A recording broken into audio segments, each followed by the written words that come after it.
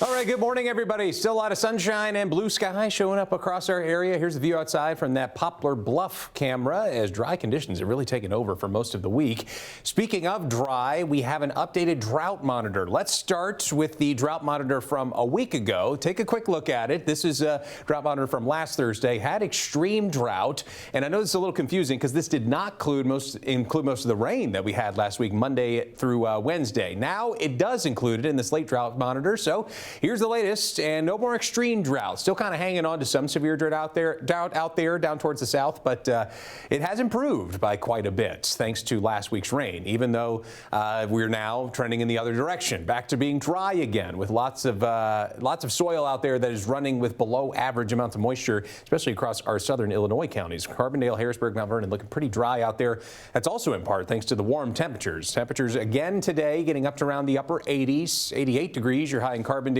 Anywhere from 86 to 89 across the rest of our viewing area, with a few thin clouds overhead, staying dry though, and mostly quiet into later on tonight. Temperatures fall down to the upper 60s, lower 70s, kind of warm for the rest of the evening, and then down to the lower 60s again for early tomorrow morning. Tomorrow we'll definitely see a lot of sunshine. Temperatures yet again back up to the mid and upper 80s, very warm for this time of year, and I don't expect that trend to change that much over the weekend. On the plus side, it'll be sunny, it'll be quiet, but it will be definitely dry and pretty warm for early October. By Sunday, there will be at least a sign of a pattern shift. Those winds will start to pick up out of the south, and by Monday, we should start to see some rain chances actually begin to bubble up, most likely late in the day Monday. That'll be as the moisture really starts to increase early next week, and then by Tuesday, we're really looking at scattered showers and possibly a few thunderstorms. Tuesday looks like the next solidly rainy day that we have as a cold front comes in, and then once that front passes through, look at that drier air starting to come in back behind it. That's going to be cooler,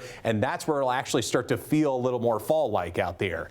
It'll take a while before we get there, but look at that temperature drop between Tuesday and Wednesday, going from a high of 88 to 87 today, tomorrow, then 86 over the weekend, going way down by next Wednesday to 70. That is if the current trend holds. Obviously, the timing of that front may change from now until then, but that will be potentially our next cool down. For tonight, still mostly clear and mild. Lows down to around 61 by early tomorrow morning, then 87 the high tomorrow, with light south winds around 5 to 10 miles per hour and mostly sunshine ahead for our Friday. This will be nice for high school football. Here's a look at your 7-day forecast. Again, plenty of sunshine over the weekend with slightly cooler temperatures in the morning, lows down to around the mid-50s. Rain chances start to increase late in the day Monday. Then we see scattered showers and thunderstorms for Tuesday. Then the front comes in and temperatures really start to drop. Look at that. Going from highs in the upper 80s today to the high near 70 Wednesday, and lows down to the mid-40s by next Wednesday night.